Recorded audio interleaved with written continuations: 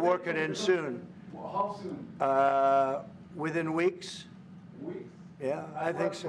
Right? Don't you think so? შვიდობამდე არც თუ ისე შორია. დონალდ ტრამპის წარმოდგენით რამდენიმე კვირა.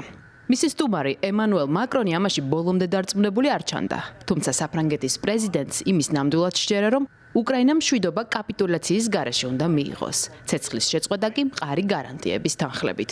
ფრანგი და ამერიკელი პრეზიდენტების შეხვედრა გულთბილი გამოდგა. ჩანს, რომ უკრაინაში ევროპული სამშვიდობო ძალების განთავსებაზე ევროპას ამერიკის მყარი მხარდაჭერა ექნება.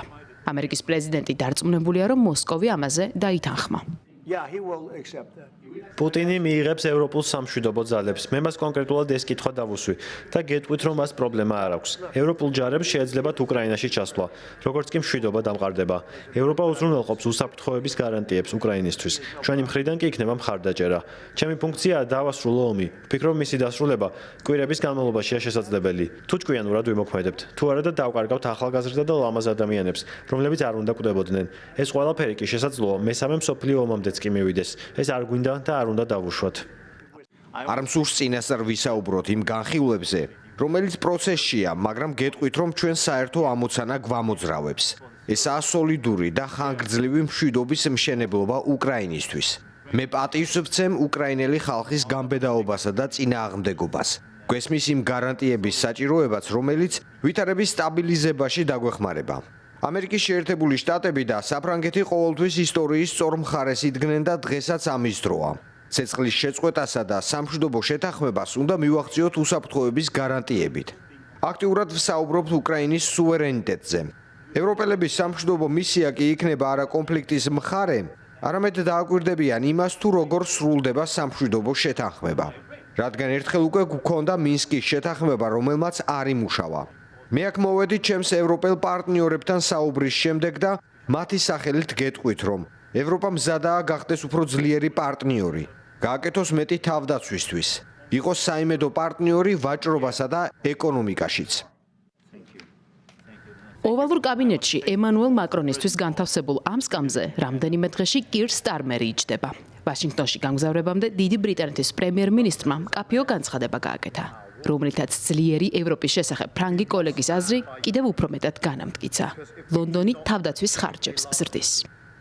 The US is our most important bilateral alliance. ამერიკის შეერთებული შტატები ჩვენთვის ყველაზე მნიშვნელოვანი პარტნიორია. ჩვენ ერთად გვიომია და მოგვიგია. პრეზიდენტ ტრამპთან შეხვედრაზე მკაფიო ვიქნები, რომ სურს ეს ურთიერთობა იყოს ძლიერი. დღეიდან ჩვენი მთავრობა იწყებს ცივი ომის დასრულების შემდეგ თავდაცვის ხარჯებში ყველაზე მასშტაბურ ზრდას. ეს კი ნიშნავს მთლიანი შიდა პროდუქტის 2.5%-ის მობილიზებას. ჩვენ ამაზე შორს წავალთ, როდესაც დასახულ მიზანს 2027 წელს მივაღწევთ. რუსეთი არის საფრთხე ჩვენს წყლებში, ჩვენს საჰაერო სივრცეში, ჩვენს ქუჩებში. ისინი ახორციელებენ კიბერშეტევებს. 7 წლის წინ სოლსბერის ქუჩებში ქიმიური თავდასხმაც მოაწყვეს. ჩვენ უნდა დავდგეთ უკრაინის გვერდით. რადგან თუ ხანგრძლივ მშვიდობას ვერ მივაღწევთ, ეკონომიკური არასტაბილურობა იქნება უსაფრთხოების გამოწვევა ყველასათვის. Since the end of the Cold War. უცნობია სამშვიდობო ძალების გაგზავნის გარდა, აქვს თუ არა ახალი შეთავაზება კიევთან დიდ ბრიტანეთს, რადგან აღმოჩნდა, რომ უსაფრთხოების გარანტიების სანაცვლოდ უკრაინული მინერალების ათვისებით ვაშინგტონის გარდა ევროკავშირიცაა დაინტერესებული.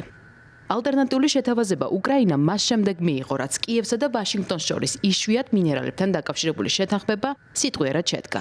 ზელენსკის კი ხელმოწერისთვის ვაშინგტონში ელოდებიან. საუბარია ორმხრივად მომგებიან გარიგებაზე, რომელიც უკრაინის იშვიათი მინერალების, კერძოდ მანგანუმის, ტიტანის, გრაფიტისა და ლითიუმის სანაცვლოდ კიევისთვის უსაფრთხოების გარანტიებს ევროკავშირი უზრუნველყოფს. სამრეწველო სტრატეგიის საკითხებში ევროკომისარმა სტეფან სეჟურნემ აღნიშნა, რომ ამის შესახებ დისკუსიები კიევთან ევროკომისიის პრეზიდენტს კიევში ვიზიტის დროს ჰქონდა. კიევის პასუხი უცნობია. მინერალებზე ერთობლივ მუშაობას ვაშინგტონს თავაზობს მოსკოვიც. ამერიკას იშვიათი ლითონები სჭირდება, ჩვენ ასეთი ბევრი გვაქვს, ამბობენ კრემლში, სადაც იშვიათი ლითონების ინდუსტრიის მთელი ხაზის შექმნას აანონსებენ.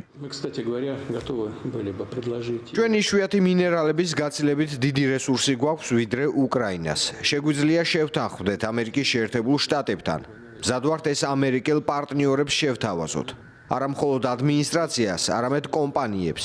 თუ მათ ერთობლივი მუშაობის მიმართ ექნებათ ინტერესი. იმისთვის, რომ რთული საკითხები გადაიჭრას, მათ შორის უკრაინის ირგვლივ ამერიკის შეერთებულმა შტატებმა და რუსეთმა პირველი ნაბიჯი უნდა გადადგან. ეს კი ნდობის გაძლიერებას გულისხმობს. სწორედ ამას ეძღვნება უმაღლესი დონის კონტაქტები. ამ ინტერვიუში ვლადიმერ პუტინმა უკრაინელი კოლეგა ტოქსიკურ ფიგურად მოიხსენია, რომელიც მისი თქმით სამშვიდობო შეთანხმებისთვის მთავარი დაბრკოლებაა. ასე არ ფიქრობენ დიდი შვიდეულის წევრები, რომლებაც ვლადიმერ ზელენსკის სამიძე მიიწვიეს, სადაც მას სიტყვაც მიეცა. From the very start of this war.